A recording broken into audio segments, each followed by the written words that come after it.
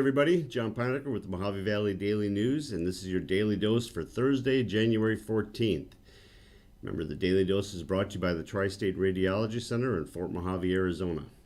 Tri-State Radiology Center offers an open MRI, digital x-rays, professional and friendly staff with years of medical experience, and commitment to quality for all patients. Tri-State Radiology Center offers some of the lowest self-pay options in the area, and they accept most insurances. Remember, at Tri-State Radiology Center, your image means the world to us. Thank you to the Tri-State Radiology Center. All right, let's dig in. Kind of a light paper today, so the good thing about that is less bad news. So I'm a glass half full kind of guy. All right, our top story, Clark County puts new bridge out to bid. This is the bridge down by the Target Center, by the Anderson Fieldhouse. It's something that they've been working on for 20 years, if you can believe that. They were waiting on the Nevada Department of Transportation, their information to be approved by the Clark County Board of Commissioners. The commissioner, Michael Naft, who is the Laughlin commissioner, helped get that pushed through. The bridge itself, total cost is going to be around $52 million. The Bullhead City part of it is a little bit north of 3.18 million. I'm sorry, 4.5 million. So that's something that they've been putting money aside for a while yet to get it done. They finally got the approval to go ahead and send it out to bid. The bids are going out now, and they have to be returned by February 8th. So they expect now that the bridge originally scheduled to be done by 2022, because of all the delays and everything. Now they're expecting it'll be 2024. Once it actually starts, they're figuring 18 months. So in the story, they talked to Toby Cotter and got some information from him, some quotes from him. And one of the things he suggested was, he's had people suggest to him, I guess, that we should start working on the next bridge because it takes so long. So I don't know that I'm not in agreement with that. We have kind of a disturbing story here. You see that picture? Actually, Jeff has a couple more pictures for you here, but it's authorities respond to Mohave High School threat. A threat was made on social media about we're not even sure that it was a student. The details right now are still kind of sketchy, but that there was a student or a young man anyway that was planning. He posted on Snapchat that he was going to come out and shoot up the place.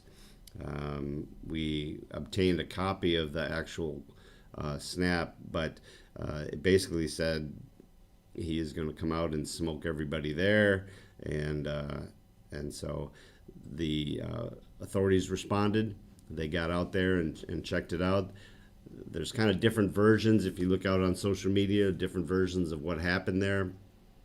As far as the lockdown, the school and the police department are saying it was kind of a soft lockdown, not the active shooter lockdown that they've practiced so many times.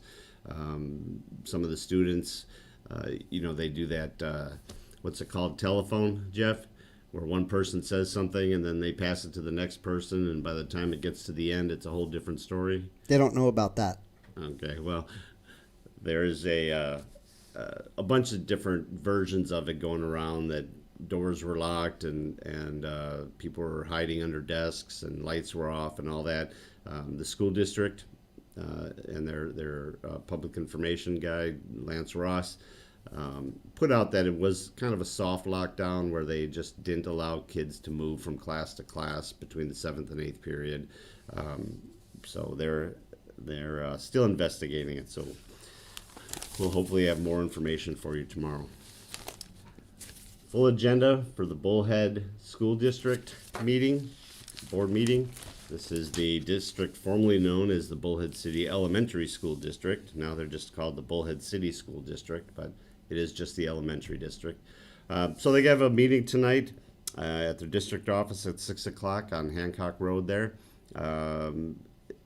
No earth-shattering things that they're going to be talking about tonight, but basically changing a lot of the verbiage inside their mission statements and policies and all that. One of the things they're going to talk about is staff paid time off regulations and a new pay rate schedule for classified employees.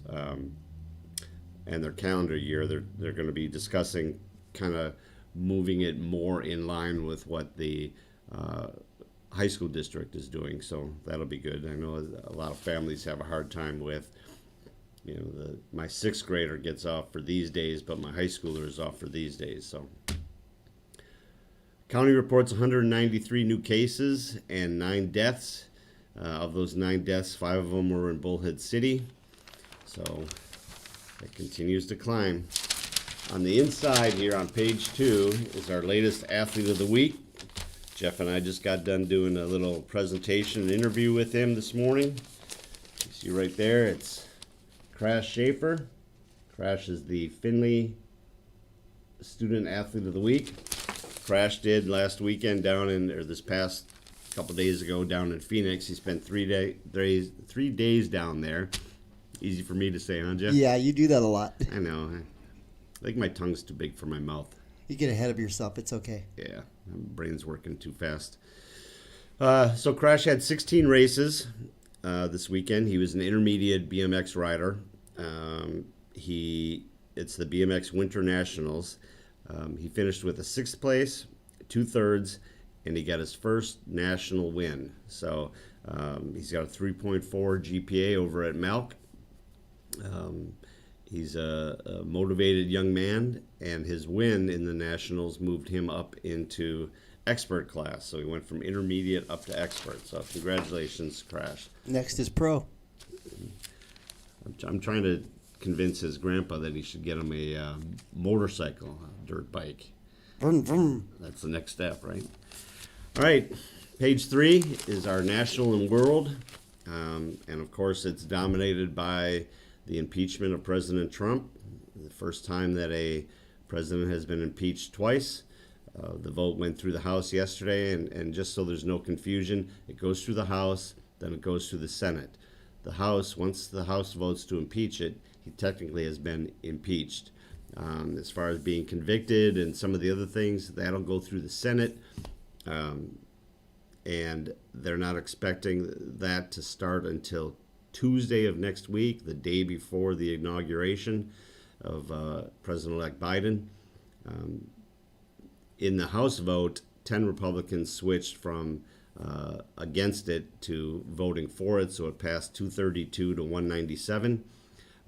They're not sure how things are going to go in Congress. Remember, Congress is basically a 50-50 split, but in the House, you only have to have a majority. So 50% plus 1 vote is the majority. In the Senate, you have to have it 2/3. So there's 100 in the Senate, 50 Republicans, 50 Democrats. So they would have to get 17 to switch over. The interesting part about that is that you have to have 67%, 2/3 vote of those present. So there was 4 Republicans that didn't show up to the House vote. If they have a similar percentage that doesn't show up at the Senate vote, it might be a little bit easier for that to get done. But most people are expecting this vote not to happen until after the inauguration. So,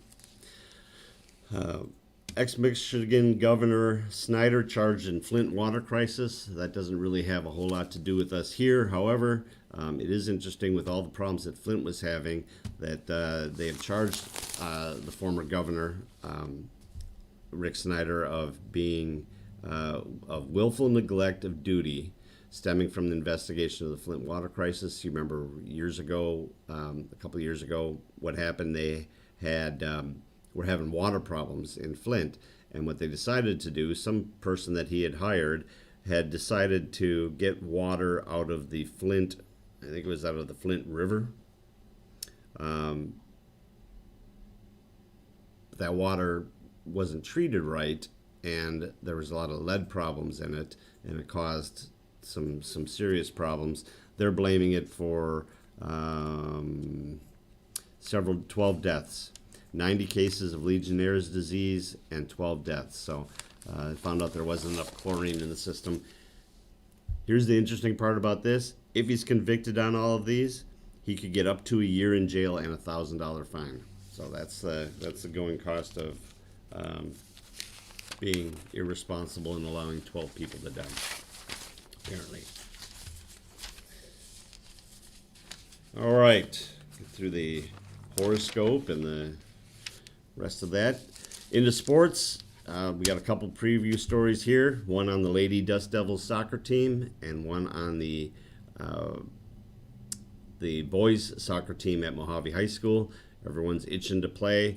It doesn't say where the boys will be playing first, but the Lady Dust Devils, their first game will be at Northwest Christian on January 21st.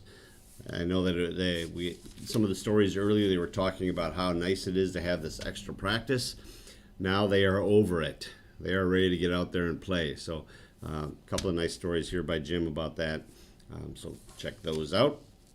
Weather-wise, it's supposed to be in the low 70s today, although that W is back. Yeah, I was going to say the W, but yeah. I really didn't need to because it's already blowing.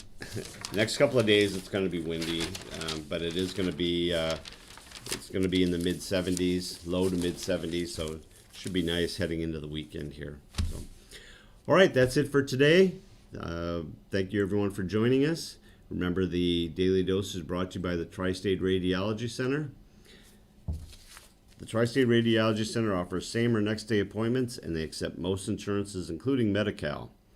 They have a wide open MRI and offer digital x-rays with your reports ready in 24 hours.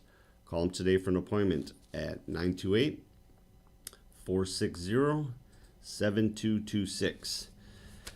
Just a reminder, the Daily Dose, our Valley Voices, our Athlete of the Week, like we just did, our Educator of the Month and Athlete of the Month. All those videos are available on our YouTube channel at any time. We also bring them up onto our Facebook page, onto our website, Instagram, Twitter. We've got all the social media things. We haven't been kicked off, right, Jeff? We're so good. Not yet. Okay. So you can check them out there. You can also check them out on the streaming services. You can use the Anchor app, Spotify, Google Podcasts, Apple Podcasts, and more. There's a whole list of them in the description. Click on any one of them and take us on the road with you. All right, everybody. Thank you for tuning in, and we hope to see you here tomorrow for Finally a Friday.